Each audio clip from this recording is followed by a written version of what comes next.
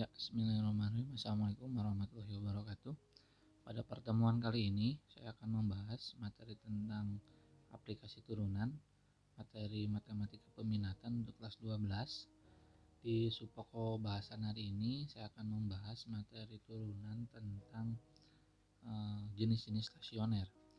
Oke, sebelum itu saya akan ulas terlebih dahulu mulai dari pengertian turunan ya.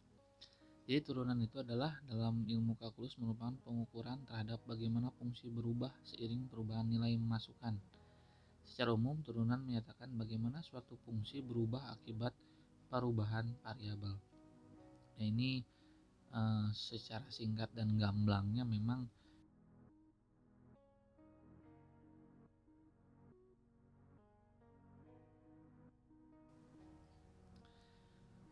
sini akan saya jelaskan dulu turunan secara umum.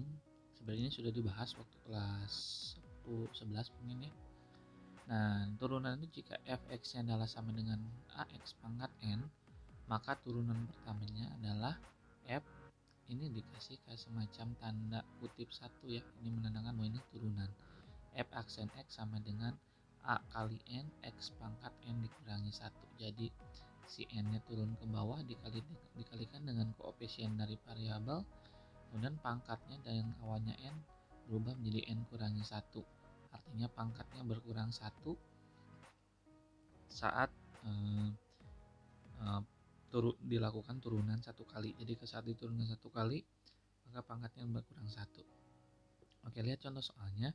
Tentukan turunan pertama dari fx sama dengan 2x pangkat 3 dikurangi 3x kuadrat ditambah 5x dikurangi 10.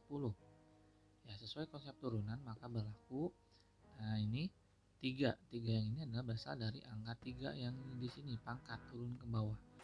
Kemudian pangkatnya dikurangi 1 dikurangi. Ya, kita lanjutkan, ini kan kurangi 3 dikali dengan 2 yang ini ya, 2 dari pangkat.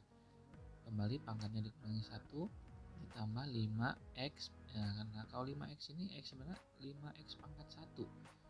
Jadi di sini 5x 1 dikurangi 1 gitu ya.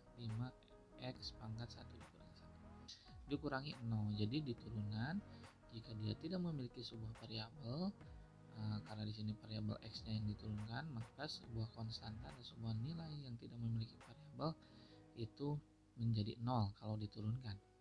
Baru kita hitung nih, 2 kali 3 jadi 6x kuadrat, karena kuadrat dari 3 kurangi 1.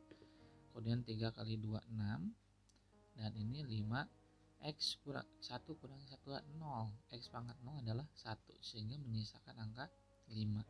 Jadi bisa dikatakan 5x kalau diturunkan jadinya 5. Kalau 6x diturunkan jadi 6. Jadi kalau x pangkat 1 kalau diturunkan, x-nya tinggal dihilangkan saja.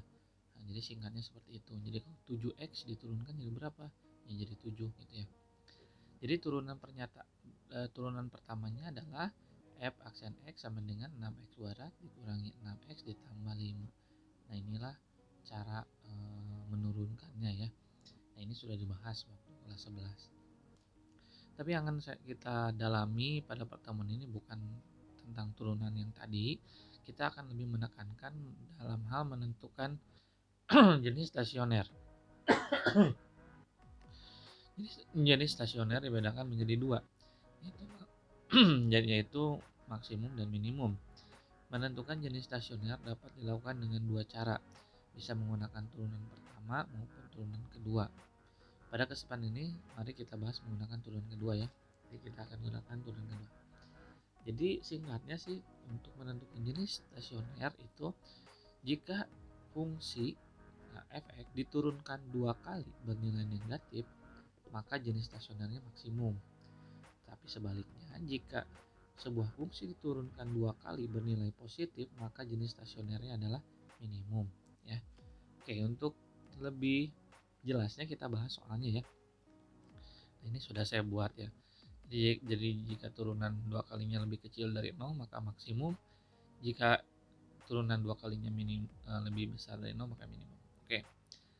Tentukan jenis stasioner dari fx sama dengan sepertiga x pangkat 3 ditambah 3/2x kuadrat dikurangi 10x dikurangi 5. Pertama-tama kita turunkan ya. Turunkan dulu. Ini kan sepertiga dikali 3 ya 1 ya. Sepertiga dikali 3 1 X kuadrat. Kenapa X kuadrat? Karena 3 kurangi 2 jadi 3 kurangi 1 jadinya 2. 3 per 2 dikali 2 ya, 3 per 2 dikali 2 jawabannya adalah 3. Ini dari X kuadrat diturunkan jadi X. Min 10X diturunkan jadi min 10 ya, yang 5 nya jadi 0. Kemudian saat sudah kita turunkan, sekarang kita faktorkan. X kuadrat ditambah 3X dikurangi 10 kalau difaktorkan menjadi X min 2 dikali X plus 5. Dari X min 2 kita dapat X nya adalah 2, dan dari X plus 5 kita dapatkan X nya min 5. Nah, kita tinggalkan dulu nilai X nya, kemudian kita turunkan lagi si fungsi F aksen X, karena kan kita harusnya menurunkannya 2 kali ya. Nah, kita baru 1 kali, kita baru dapat X kuadrat plus 3X min 10. Nah, X kuadrat plus 3X min 10 ini kita turunkan lagi. Dari X kuadrat kita dapat 2X. Dari 3X diturunkan mendapat 3. Sehingga turunan 2 kalinya adalah 2X plus 3. Nah, dari turunan 2 kali ini kita substitusikan nilai X dari turunan pertama, yaitu X sama dengan 2 dan X sama dengan min 5. Oke. Nah, dari pertama-tama kita masukkan nilai X nya 2. Kita masukkan X nya 2 ke turunan 2 kali. Nanti 2 kali 2 jadi 4, 4 tambah 3 jadinya 7. Nah, 7 ini lebih besar dari 0.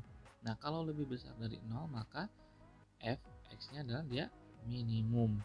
Nah, maka si X sama dengan 2 akan bernilai minimum atau bernilai stasioner minimum saat X nya sama dengan 2.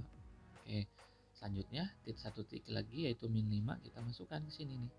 X nya diganti dengan min 5. 2 kali min 5 jadinya min 10. Min 10 ditambah 3 sama dengan min 7. Nah, ini nilainya negatif. Ini harusnya negatif. Negatif. Maka F double aksen bernilai stasioner maksimum saat X sama dengan min 5. Nah, di sini kita sudah simpulkan bahwa X sama dengan 2 bernilai minimum, atau F double aksen bernilai minimum saat X sama dengan 2, dan F double aksen bernilai maksimum saat X sama dengan min 2. Jika suatu waktu nanti kita ditanyakan berapa nilai maksimum dan minimumnya, kalau mau melihat nilai minimumnya tinggal dimasukkan X sama dengan 2 ke bukan persamaan double aksen tapi ke persamaan fx, ke persamaan awal. Nah, kita masukkan ke persamaan awal dengan X sama dengan 2. Nah, tinggal diganti aja nih, X sama dengan 2, yang ini X sama dengan 2, yang ini X sama dengan 2. Nanti tinggal dihitung, ketemulah nilainya berapa, dan itu akan menjadi hasil nilai stasioner minimum atau nilai minimumnya. Nah, untuk menentukan nilai maksimum, kita tinggal masukkan yang X sama dengan min 5. Nah, min 5 ini masukkan ke sini. X ini ganti dengan min 5. Nah, masing-masing X diganti dengan min 5. Tinggal dihitung, nanti ketemu hasilnya, dan itulah hasil dari nilai maksimum sebuah fungsi yang ditanyakan dari soal yang tadi kita bahas. Ya, mungkin itu saja pembahasan tentang menentukan jenis stasioner dan nilai stasionernya. Mudah-mudahan ya video ini sedikit menambah pengertian lah, menambah informasi buat kalian agar kalian belajar lebih maksimal lagi. Kalaupun kalian menemui kesulitan dalam pembahasan dan materi yang saya berikan, silahkan jangan ragu untuk bertanya, aktif bertanya, karena jika hanya mengandalkan materi yang saya bahas baik dari segi video maupun dari segi PowerPoint-nya saja, itu tidak akan maksimal. Makanya untuk lebih jelas silahkan langsung tanya saja ya, biar lebih intens dan lebih mendalam saat mempertanyakannya. Mudah-mudahan ini membantu. Sekali lagi saya ucapkan terima kasih. Tetap semangat untuk belajar meskipun dalam kondisi yang mungkin tidak menguntungkan ya, harus online terus. Tapi tetap semangat. Mudah-mudahan dari setiap kegiatan ini dapat ada hal yang bisa kita petik banyak hal-hal positif yang bisa kita dapatkan. Mungkin itu saja informasi dari saya. Saya Heri. Wassalamualaikum warahmatullahi wabarakatuh.